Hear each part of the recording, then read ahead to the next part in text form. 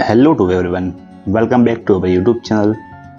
और आज हम डिस्कस करने वाले हैं Martin Esslin's theatre of absurd. तो एक नया टॉपिक है और बहुत दिनों के बाद मैं वीडियो बना रहा हूँ, तो प्लीज़ थोड़ा सा सपोर्ट कर देना। अगर वीडियो पसंद आए तो वीडियो को लाइक करना और चैनल पे नए हैं तो सब्सक्राइब करना। तो चलिए इस टॉपिक को समझते हैं। जब मैं कॉलेज में था तो ये टॉपिक थोड़ा सा डिफिकल्ट लगता था, क्योंकि समझ में नहीं आ रहा था कि इसका मतलब क्या है। तो इसको मैं स्टेप बाय स्टेप आपको समझाऊंगा कि इसका मतलब क्या है कि थिएटर ऑफ एब्सर्ड ये किस बारे में बात कर रहे हैं मार्टिन एसलिन। तो इसको समझने के लिए अगर कोई ये वीडियो अपने सिर्फ नोट्स के पर्पज से देख रहा है तो प्लीज़ इस पार्ट को थोड़ा स्किप कर देना, क्योंकि मैं इसके अंदर थोड़ा सा जो डीप नॉलेज है वो दिखाने वाला हूँ या समझाने वाला हूँ। तो प्लीज़ वीडियो को यहाँ तक ज़रूर से देखना। अगर किसी को आगे ही देखना है तो इंट्रोडक्शन से शुरू कर सकता है। तो चलिए समझते हैं। Let's start. Welcome back to our YouTube channel.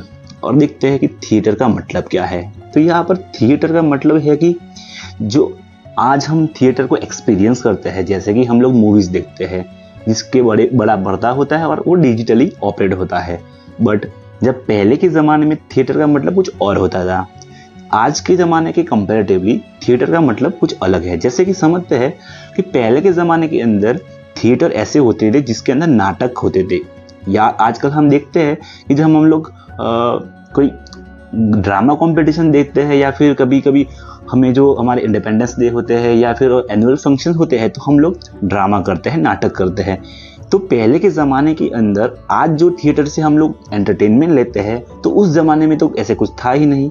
तो उसको एक्सपीरियंस करने के लिए पहले नाटक करे जाते थे, उसको ही कहते हैं थिएटर, जहाँ पर कुछ कैरेक्टर्स कुछ स्टोरी को फॉलो करके उनको जो ऑडियंस होती उनको एक्सपीरियंस करवाती थी। तो उसी थिएटर यानी कि ड्रामा जो प्लेज उस समय को दर्शाते थे, उसकी सिचुएशन इमोशंस के बारे में बात करता है एक थिएटर, जहां ड्रामा को प्ले करा जाता है। अब थिएटर का मीनिंग तो आपको समझ में आ गया कि थिएटर किसे कहते हैं, यानी कि लाइव एक प्रोग्राम या लाइव ड्रामा जिसको हम थिएटर कह सकते हैं। तो यहाँ तक आपको समझ में आया है। तो अब एब्सर्ड का मीनिंग क्या होता है। एब्सर्ड का मतलब ये ऐसा होता है कि जिसका कोई मीनिंग ना हो, इनलॉजिकल। लाइक एक एग्जांपल के समझते हैं कि लाइक अगर आप एक बंदा है, समझ लो वो घर में छाता होता है, उसको खोल के बारिश से बचने का कोशिश कर रहा है। मतलब बारिश तो बाहर हो रही है बट वो घर के अंदर छाता खोल के बारिश से बचने की कोशिश कर रहा है। अगर घर के अंदर वो छाता को यूज करेगा तो उसका मतलब ही नहीं है, वो इलॉजिकल है, वो एकदम क्या है, एब्सर्ड है। तो इसी जो चीज को एस्लिन अपने इस जो थियरी या ये बुक है इसके अंदर समझाया गया है। तो आई होप यहाँ पर जो थिएटर ऑफ एब्सर्ड का मीनिंग आपको समझ में आ गया है। एब्सर्ड यानी इसका जिसका मतलब कोई इनलॉजिकल है। तो किसकी इनलॉजिकल बातें हैं, तो थिएटर की। जो थिएटर के अंदर जो एक इनलॉजिकल बातें हो रही थी, जो इसके अंदर कोई मीनिंगलेस चीजें थी, उसी के बारे में मार्टिन ने ये ऐसे लिखा हुआ है। तो चलिए शुरू करते हैं। आई होप यहाँ पर आपको चीजें समझ में आ रही है। तो इंट्रोडक्शन के अंदर देखते हैं कि किस चीज के बारे में, किस एब्सर्डिटी यानी किस एब्सर्ड चीजों के बारे में यहाँ पर बात करी है मार्टिन एसलिन ने। इन 1961 थिएटर क्रिटिक, अब मैंने बता दिया कि थिएटर का मतलब क्या है। तो थिएटर के क्रिटिक थे, क्रिटिक यानी कि उसकी आलोचना करने वाले Martin Esslin publish a book called the theatre of absurd. तो उन्होंने 1961 के अंदर क्या करा, एक बुक पब्लिश करी जिसका नाम है called the theatre of absurd. कि एब्सर्ड थिएटर के अंदर जो एब्सर्डिटी है यानी कि जो बकवास चीजें हैं या कुछ मीनिंगलेस चीजें हैं, उसके बारे में एक बुक लिखी। इन दिस बुक, इस बुक के अंदर ही gave a name to a new style of drama. तो उन्होंने कुछ एक नए ड्रामा का नाम दिया। ड्रामा मैंने समझाया कि थिएटर के अंदर ड्रामास या नाटक होते थे, तो नाटक के जो अलग स्टाइल थी उसके बारे में बात की। That had appear in Europe after a second world war. तो ये किस समय की बात कर रहे हैं, तो ड्रामा जो यूरोप के अंदर वर्ल्ड वॉर के बाद, सेकंड वर्ल्ड वॉर थी उसके बाद जो शुरू हुआ, ड्रामा के अंदर जो अलग स्टाइल डेवलप हुई, जो अलग अलग ड्रामा के जो स्टाइल जो अपनाने लगे लोग, उसके बारे में यहाँ पर बात करी गई है।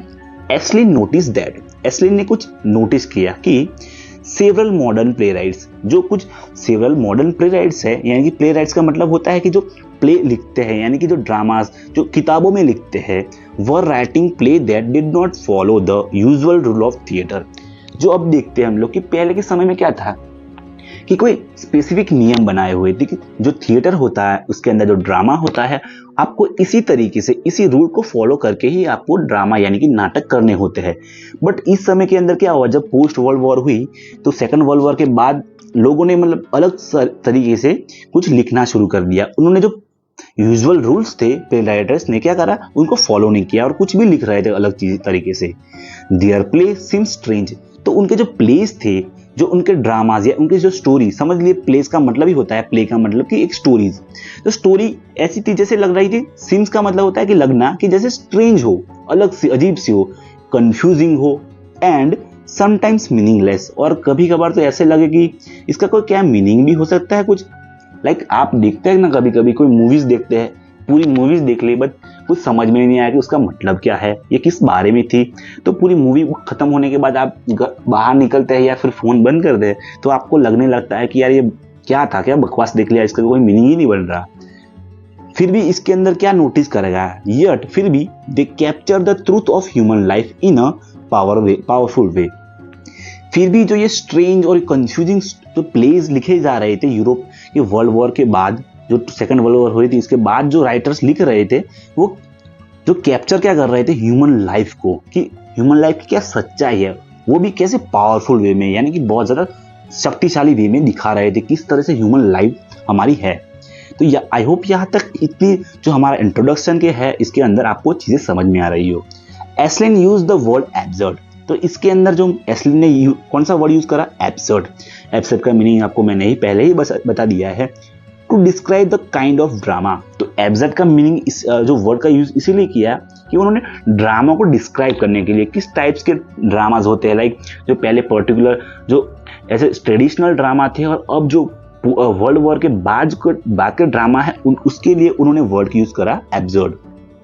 He did not invent the place, उन्होंने कोई प्ले तो नहीं लिखे but he collected them, but उन्होंने कुछ पर्टिकुलर या कुछ ऐसे प्लेस थे जो सेकंड वर्ल्ड वॉर के बाद के जो प्लेस थे उनको कलेक्ट किया अंडर वन आइडिया, एक आइडिया के साथ, एंड एक्सप्लेन देयर इंपॉर्टेंस, और फिर क्या करा, उनकी जो इंपॉर्टेंस थी उसको एक्सप्लेन करा। तो आप समझ रहे हैं किस तरह से ये पूरी चीज समझ हो रही है कि जैसे पहले क्या हुआ, सेकेंड वर्ल्ड वॉर हुई तो उसके बाद जो उसके इफेक्ट किसके पे दिखे, तो हमारे ड्रामा पे दिखे। तो फिर जो एस्लिन थे उन्होंने कुछ नोटिस करा कि ये कैसे प्लेस है, लाइक वो है स्ट्रेंज है, कंफ्यूजिंग है।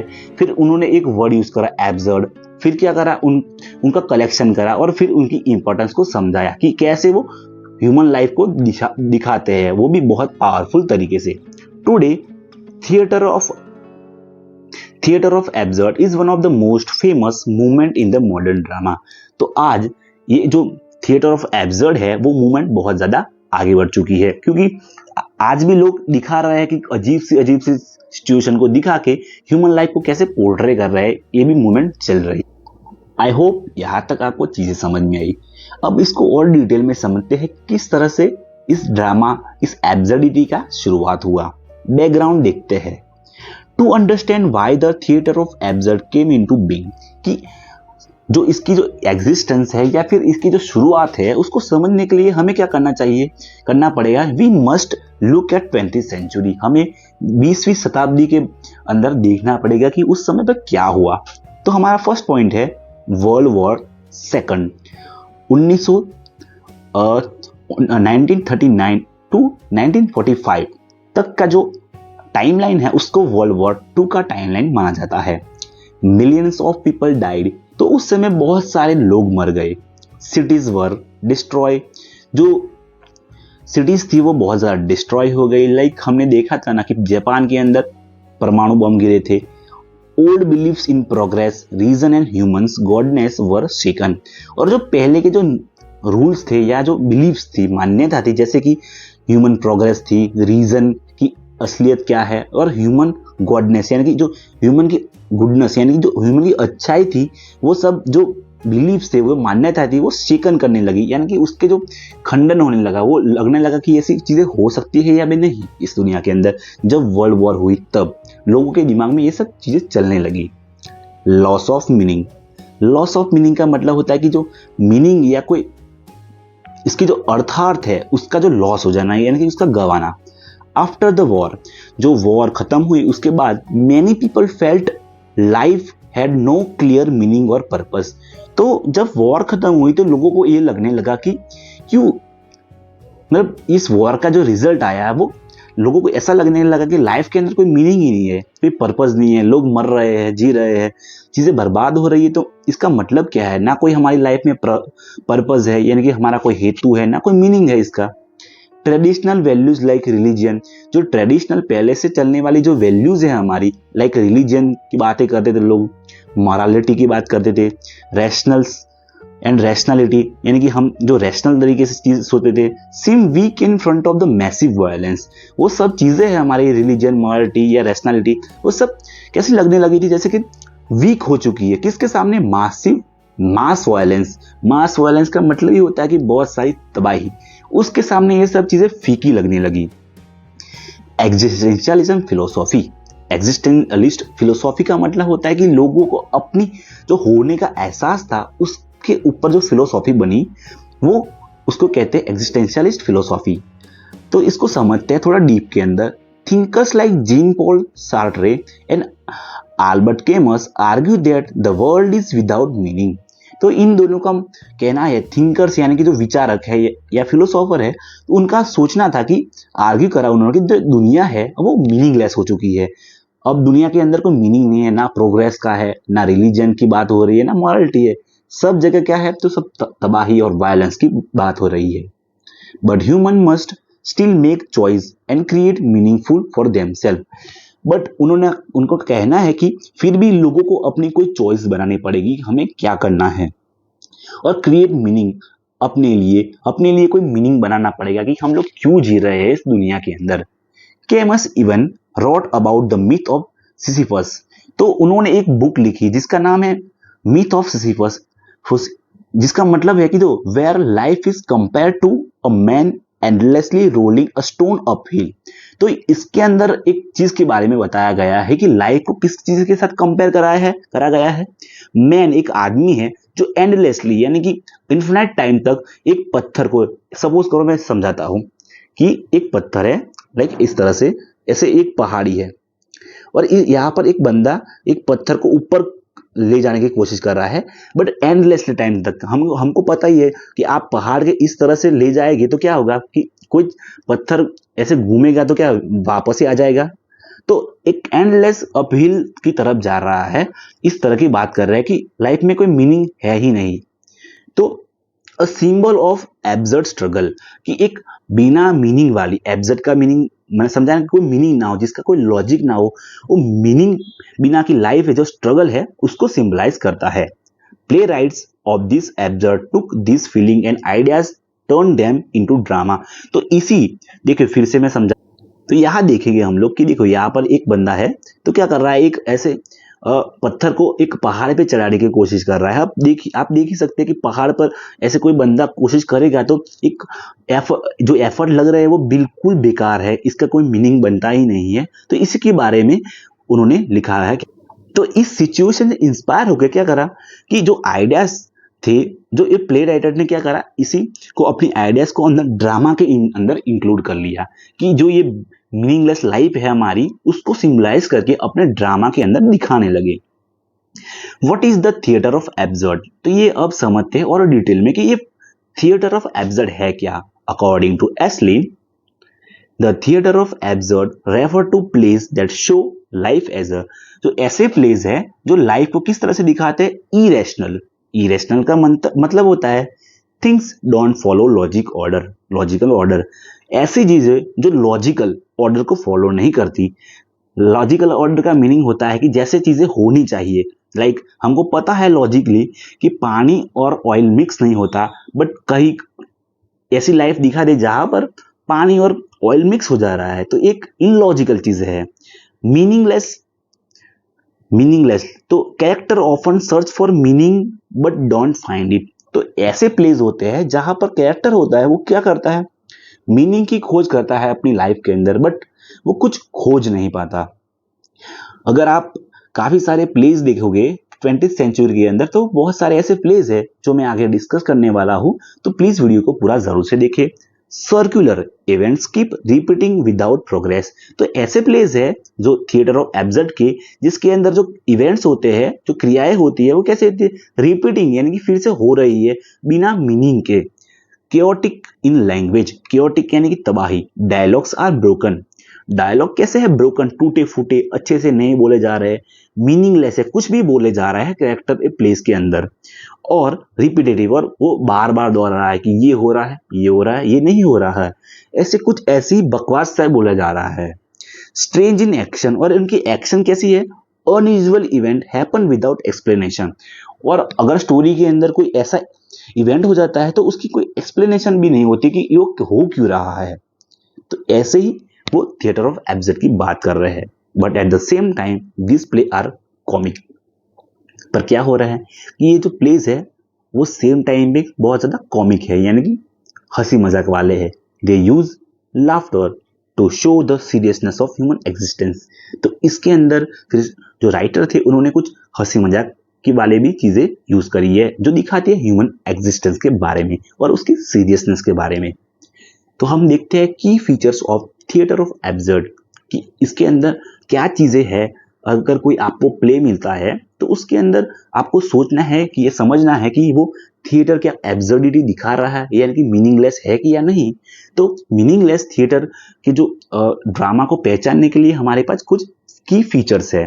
नो लॉजिकल प्लॉट, उसके अंदर जो प्लॉट होगा वो उसके अंदर कोई लॉजिक नहीं होगा, वो ऐसे ही शुरू हो जाता होगा। Traditional play have a beginning middle and and. जो पहले के जो प्लेस थे या कहानियां थी वो कैसी होती थी, बिगनिंग यानी कि इसकी शुरुआत होती थी, उसका मध्य होता था, मिडल होता था, उसकी एंडिंग भी होती थी। Absurd plays often seems to go nowhere, but absurd play होते हैं, जो एब्सर्ड स्टोरीज होती है वो कैसी होती है, तो वो कहीं भी चली जाती है, ना उसका कोई मीनिंग होता है, ना वो अच्छे से ये पाथ फॉलो करती है जैसे कि बिगनिंग, मिडल और एंड। एग्जाम्पल देखते हैं in Samuel Beckett waiting for Godot. तो सैमुअल बेकेट का जो हमारा एक स्टोरी है waiting for Godot, two man waiting for someone name Godot. तो गोडोथ, तो एक गोडोथ नाम का एक बंदा है, तो मतलब उसके लिए दो बंदे हैं, मतलब मैन है, वो उसकी राह देख रहे हैं, बट ही नेवर कम्स, वो कभी आता ही नहीं। तो आप सोच रहे हैं कि वो आता ही नहीं तो उसकी राह क्यों देख रहे थे। तो इसी तरह को चीजों को कहते हैं एब्सर्ड, एब्सर्डिटी। स्ट्रेंज कैरेक्टर, अजीब से character, like character are often clowns, clowns यानी जोकर्स, ट्रैम्स और पपेट्स। पपेट्स का मतलब पता है ना आपको, कठपुतलियां। तो इन प्लेस के अंदर जो कैरेक्टर्स होते हैं वो क्लाउन्स होते हैं, जोकर होते हैं, पपेट्स होते हैं। They may not have a deep personality, उनकी कोई डीप पर्सनालिटी नहीं होती। इंस्टेड बट क्या होता है, they represent humanity in general. तो वो लोग ह्यूमैनिटी को इन जनरल दिखाते हैं कि असल में लोग कैसे हैं। ब्रोकन लैंग्वेज, लैंग्वेज यानी उसकी भाषा होती है जो वो टूटी फूटी होती है। कैरेक्टर सही से कुछ ऐसी लैंग्वेज यूज नहीं कर रहा, ये हमें लगे कि उसका जो प्रेजेंटेशन अच्छा है। इंस्टेड ऑफ मीनिंगफुल कन्वर्जेशन, अगर हम लोग आज भी किसी से बात कर रहे हैं तो हमारी कन्वर्जेशन कैसी होती है, मीनिंगफुल होती है। हम लोग जो जिस भी टॉपिक पर बात कर रहे हैं उसका कोई मीनिंग निकलता है, बट इसके अंदर क्या होता है, मीनिंगलेस होते हैं, कुछ भी बातें कर रहे हैं लोग। कैरेक्टर रिपीट्स देमसेल्फ, अपने आप को कैरेक्टर रिपीट कर रहा है। स्पीक नॉनसेंस, बकवास कर रहा है, और स्टे साइलेंट, और कभी कभार तो साइलेंट हो जा रहा है। तो इसी तरह के जो डायलॉग्स या ब्रोकन लैंग्वेज है कहाँ पर है, एग्जाम्पल देखते हैं। In Eugene Ionesco the bald soprano, the dialogues become a collection of cliche and nonsense. तो इसके अंदर जो यूजेन की जो स्टोरी है बार्ड सोप्रानो, तो उसके अंदर जो डायलॉग्स है वो कैसे नॉनसेंस है, बकवास से कुछ भी बोले जा रहा है इसके अंदर कैरेक्टर। तो उसके बारे में बताया गया है कि ऐसे कैसी लैंग्वेज होती है इन एब्सर्ड थिएटर या एब्सर्ड ड्रामा के अंदर, तो ब्रोकन लैंग्वेज होती है उसकी। रिपीटेशन एंड सर्कुलर एक्शन, तो घुमावदार यानी कि कोई जो कैरेक्टर है वो घुमा रहा है बातों को, ऐसे एक बार दो बार घुमा ही रहा है, वो सही से बता नहीं रहा कि वो कहना क्या चाहता है, उसके रिपीटेशन ही कर रहा है। तो same action and dialogues often repeat, तो डायलॉग्स और एक्शन तो कैसे रिपीट हो रही है, बार बार वही कर रहा है, समझ में नहीं आ रहा है कि वो कहना क्या चाहता है। Showing the routine and impotence of life, वो दिखाता क्या है कि जो हमारी रूटीन है, हम लोग हर रोज उठते हैं, खाते हैं, पढ़ाई करते हैं तो पढ़ाई करते हैं, या जॉब जाते हैं तो जॉब जाते हैं, फिर आगे सो जाते हैं, फिर हम लोग खड़े होते हैं, खाते पीते हैं, जॉब जाते हैं और सो जाते हैं। ये रिपीटनेस हमारी रियल लाइफ को दिखा रहा है। और इम्पीडेंस यानी कि हमारी लाइफ के अंदर जो खालीपन है, ये हम लोग किस चीज के लिए कर रहा है हमें कुछ पता ही नहीं है। ना कोई रिलीजन फेथ है, ना कोई मेन गोल है, बस हम लोग रोज उठते हैं, खाते हैं, पीते हैं और फिर सो जाते हैं। इसी चीज को दिखा रहा है। Mixture of comedy and tragedy. तो जो ये हमारे प्लेस होते हैं वो कैसे होते हैं, कॉमेडी दिखाते हैं और ट्रेजेडी भी दिखाते हैं। ट्रेजेडी का मतलब होता है कि कोई दुखद घटना। The audience laughs at foolish of character. तो ऑडियंस क्या करती है इस प्लेस को देखने वाली या पढ़ने वाली, कि हंसती है। फुलिशनेस यानी कि जो बेवकूफियां करता है कैरेक्टर, उस पर हंसती है। But also feels the sadness of their situation. और उसके साथ साथ पर क्या होता है कि जो ऑडियंस होती है वो सिचुएशन देख के सैड भी फील करती है कि इसके साथ बुरा हो रहा है। Theme of मीनिंगनेस। मीनिंगलेसनेस का मतलब होता है कि the central theme is that life has no clear purpose.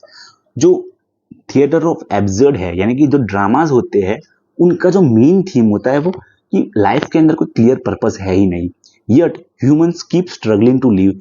फिर भी क्या हो रहा है कि लोग जीने के लिए स्ट्रगल कर रहे हैं। मेन प्लेराइट्स है इसके कि किन प्लेराइट्स को देख के जो हमारे एस्लिन है, जो मार्टिन एस्लिन है, उन्होंने किन प्लेराइट्स को देख के ये मतलब थिएटर एब्सर्ड को डिस्कस करा है कि एब्सर्ड थिएटर। तो देखिए इसके एग्जांपल है कुछ हमारे, सैमुअल बेकेट है, यूजिन है, या फिर जीन जेनेट है, या फिर हैरोल्ड पिंटर है। हैरोल्ड पिंटर का जो वन ऑफ द मतलब फॉर नोन एक प्ले है द बर्थडे पार्टी। अगर आपको टाइम मिलता है तो देख लेना। लाइक इसके अंदर क्या, a man is terrorised by mysterious visitor. Pinter style is including pauses, silence and hidden violence. तो ये बहुत ज्यादा अजीब सी चीजें दिखाता है। आप अगर टाइम मिले तो देख लेना। अगर आपको इसकी जो समरी चाहिए बर्थडे पार्टी की, तो एक कमेंट कर लेना, तो मैं होप ट्राई करूंगा वीडियो बना दूं। आई होप यहाँ तक आपको चीजें समझ में आ रही है। आप चाहे तो इस नोट्स को डायरेक्ट भी अपने एग्जाम में लिख सकते हैं, क्योंकि मतलब आपको पता ही होगा कि एनालिटिकल क्वेश्चन पूछते हैं एग्जाम के अंदर। तो आपको क्या करना है कि घुमा फिरा के यही लिखना होता है सब कुछ चीजें, क्योंकि सेम ही रहता है। वो थीम ही पूछते हैं, कैरेक्टर के बारे में कुछ पूछते हैं, और इसका जो मेन मोटिव पूछते हैं कि ये कहना क्या चाहता है। तो देखिए फिर से यही है, थीम क्या है कि मीनिंगलेस लाइफ है, लॉन्लीनेस यानी कि आइसोलेशन, अकेलापन, और फेलियर ऑफ लैंग्वेज का फेलियर होता है, रिपीटेशन ऑफ रूटीन होता है, और एग्जिस्टेंशियल स्ट्रगल की अपनी जो होने की जो स्ट्रगल होती है कि मैं हूं या नहीं, मेरी लाइफ में क्या मीनिंग है, वही दिखाने की कोशिश करता है। अब देखते हैं एक क्वेश्चन है, व्हाई एब्सर्ड, क्यों मीनिंगलेस बातें।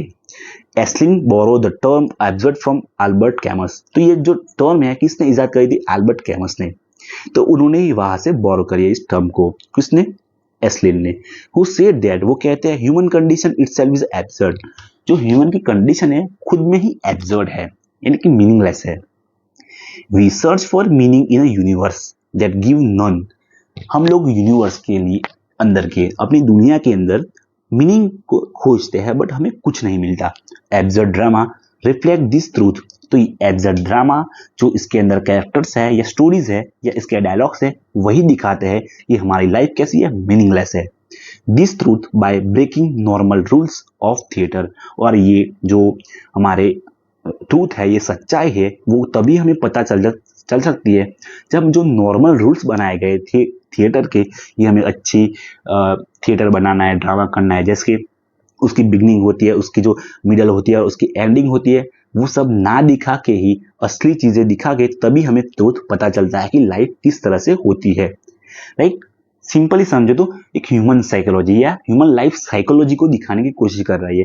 हमारी सोसाइटी किस तरह से वर्क करती है, उसी चीजों को यहाँ इन जो एब्सर्ड थिएटर के ड्रामास है या प्लेज है या स्टोरीज है, उनको डिस्कस करा जाता है या समझाया जाता है। एग्जाम्पल है, हमने देखा वेटिंग फॉर गैडोथ है, तो उनको आप चाहे तो इस स्टोरीज को पढ़ सकते हैं कि क्या कहना चाहती है। मैं नोट्स आपको अपने टेलीग्राम चैनल को प्रोवाइड करा दूंगा।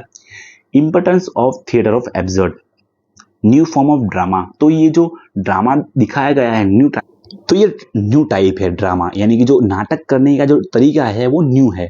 इसके अंदर क्या होता है, ट्रेडिशनल जो पहले से चले आने वाले रूल्स है, लाइक प्लॉट कैसे बनाना है या स्ट्रक्चर इसका वो अलग डिफरेंट रहता है।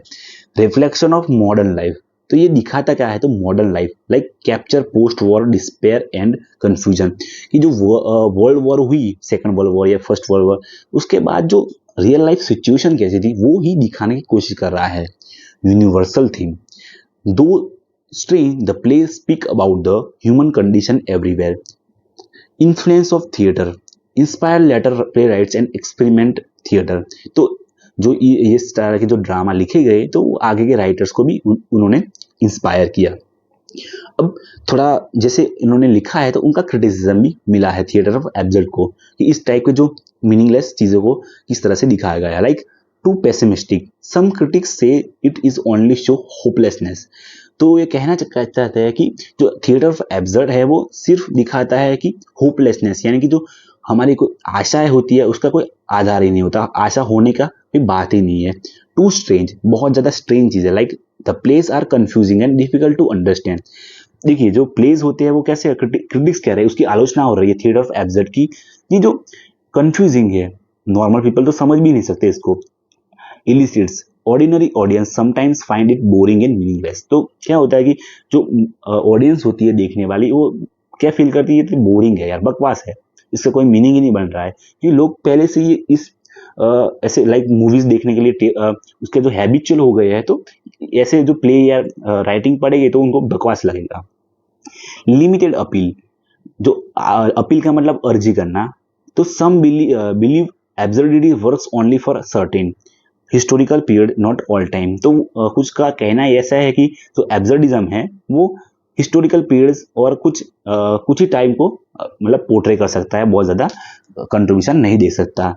तो यहाँ पर मैं वीडियो को मतलब पूरा करता हूँ। आपको पसंद आए तो प्लीज़ वीडियो को लाइक करें, चैनल पे नए तो सब्सक्राइब करें।